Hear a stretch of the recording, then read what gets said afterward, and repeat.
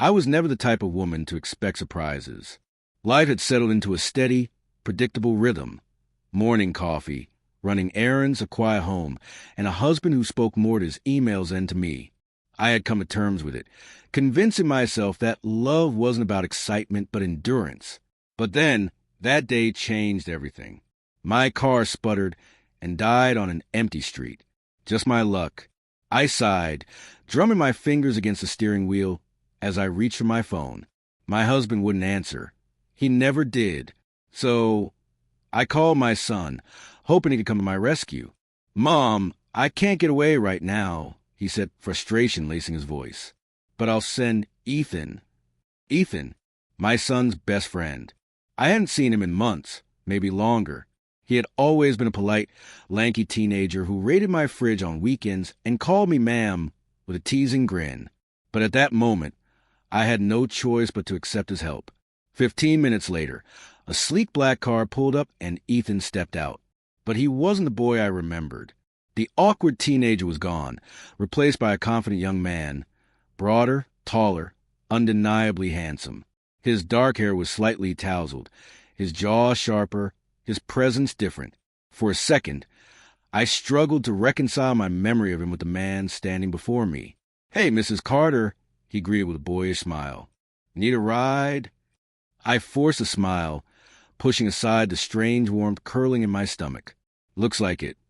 As I slid into the passenger seat, something in the air shifted. It wasn't just that he'd grown up.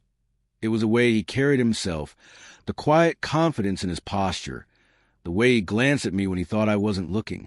"Been a while since I've seen you," he remarked, his eyes flicking toward me briefly before returning to the road. "Yes, it has," I replied, folding my hands in my lap. "You look different." He chuckled. "Guess growing up does that." The conversation flowed easily, yet beneath it, something lingered, something I couldn't quite name. I was too aware of the deep timbre of his voice, the way his fingers drummed against the steering wheel, the faint trace of his cologne filling the space between us. It was nothing, just nerves and overactive imagination. At a red light, he turned his head, his gaze lingering. "You haven't changed at all." Something in his tone made my pulse falter. I laughed lightly, brushing off the tension. "That's what happens when you hit a certain age. You just settle." His jaw tightened slightly, but he said nothing. The light turned green, and the rest of the drive was silent. When we pulled up to my house, I reached for the door handle. "Thanks, Ethan. I appreciate it." Before I could step out, his voice stopped me. "You don't have to settle, you know." I turned, caught off guard.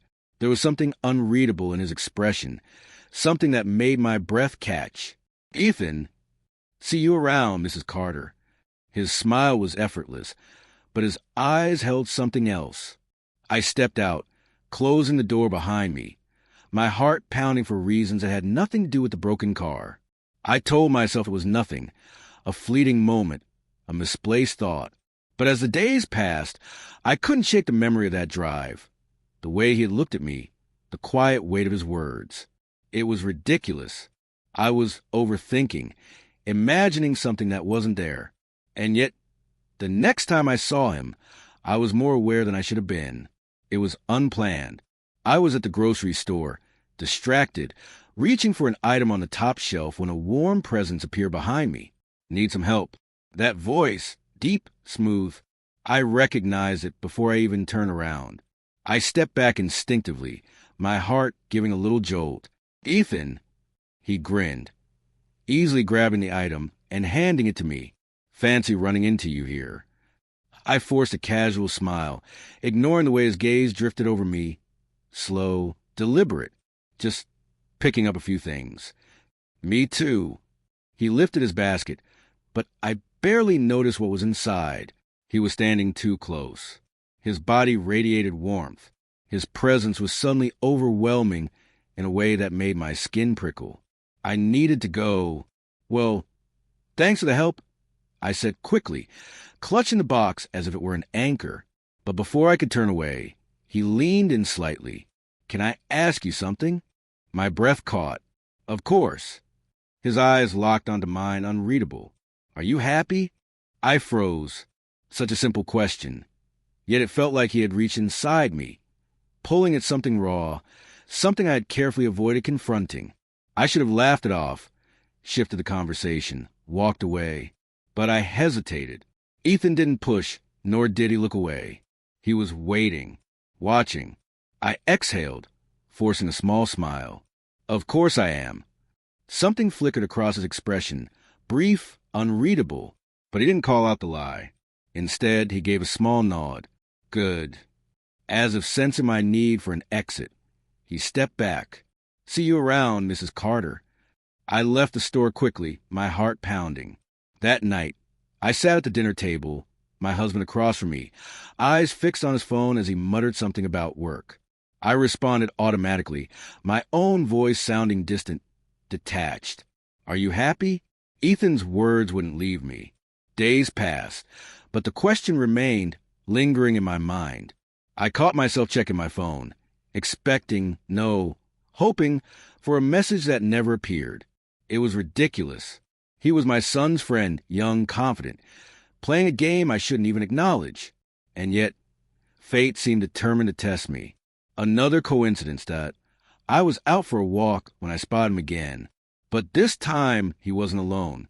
A girl clung to his arm, laughing at something he said. My stomach twisted, a reaction I had no right to feel. Jealousy.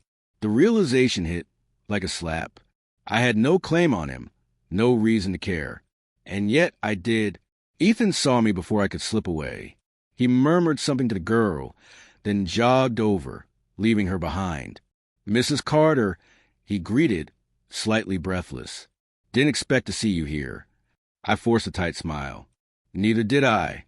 He studied me for a moment before glancing back over his shoulder. She's just a friend. I blinked. I wasn't. You were? His smirk was knowing, yet there was no arrogance in it, just quiet awareness. Heat crept up my neck. Ethan, I like that you care. My breath hitched. I should have left then, put distance between us, reminded myself that whatever was happening wasn't real, just a fleeting illusion, a reckless fantasy. But fantasies have a way of slipping into reality. I started noticing things I shouldn't. The way his name lingered in my notifications before I erased it. The way he always seemed to be nearby, even when I wasn't expecting him. The way my pulse quickened at just the thought of seeing him again. Then came the night everything changed. My husband was working late. Again, my son was out with friends. The house felt too quiet, too empty, leaving space for thoughts I had no business entertaining. Then the doorbell rang. I knew before I even opened it. He stood there, hands in his pockets, eyes dark and unreadable. You shouldn't be here, I murmured, but I still stepped aside. He didn't hesitate, didn't ask permission. He walked in like he belonged there, like he knew I wouldn't turn him away. I closed the door, my pulse hammering. Ethan, I can't stop thinking about you, he said, his voice low, steady. And I don't think you can stop thinking about me either. I should have denied it, laughed it off, told him he was wrong. But I didn't, because we both knew the truth. The space between us felt charged, thick with unspoken words. Every stolen glance, every lingering moment had led to this. This is wrong, I whispered. His gaze didn't waver. Then tell me to leave. I parted my lips, but no words came out. Seconds stretched into eternity. Then he moved closer, slowly, deliberately, giving me the chance to stop him. I didn't. His fingers brushed against mine, the lightest touch, yet it sent a surge through me. My breath caught. I should have pulled away, should have said something to shatter the moment. But when he leaned in, I stayed. The first kiss was hesitant, testing, waiting for resistance that never came. And when I didn't pull away, it deepened. My heart pounded, my mind screaming for me to step back, to consider what I was doing. But my body had already made the decision.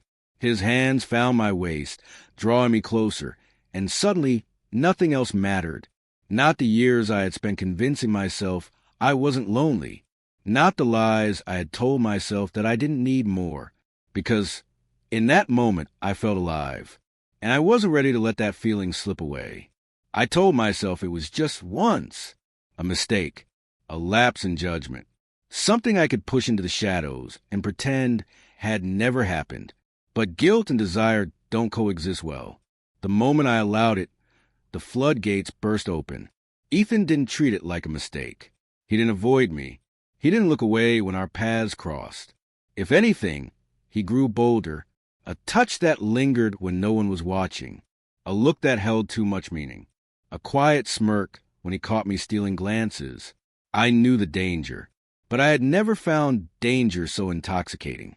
It wasn't just a thrill of secrecy. It was how he made me feel. Seen, desired, wanted, in a way I hadn't felt in years. My husband barely noticed me anymore. Our conversations were robotic, lifeless. His touches brief, routine, obligatory.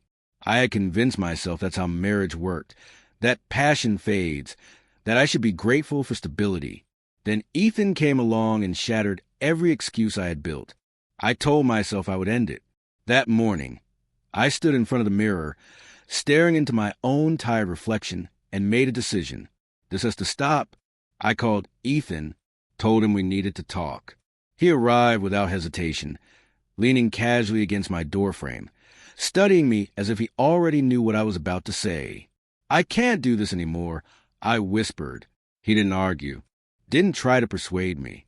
Instead, he stepped inside and shut the door behind him. My breath caught. His gaze never wavered as he reached for me, fingertips grazing my wrist, a touch so simple, yet it sent fire through my veins. "You don't really want that," he murmured. I opened my mouth to protest, but his hands were already on me, pulling me in, and just like that, the last shred of my restraint crumbled. I wasn't strong enough to stop it, not when his lips met mine, not when his hands traced the curves my husband had long since neglected, not when my own body betrayed me. Leaning into him, craving more, needing more. It was never just once. And deep down, I had always known it never would be. But mistakes don't stay hidden forever. A text left unanswered. A glance that lingered a second too long. A careless moment that unraveled everything. I didn't notice my husband watching. Didn't see the change in his expression, the quiet calculation behind his eyes. Not until one night when he simply asked, "Is there something you need to tell me?" Panic crashed over me like a tidal wave. I hesitated. That was all the confirmation he needed. His voice was eerily calm. Too calm. "Don't insult me by lying." And just like that, the weight of everything came crashing down. I opened my mouth, but no excuse could erase what I had done. There was no way out. No undoing the choices I had made. The life I had built, the illusion I had so carefully maintained, gone. And in that moment, I realized something far more terrifying than guilt. I wasn't sorry. And that terrified me more than anything else.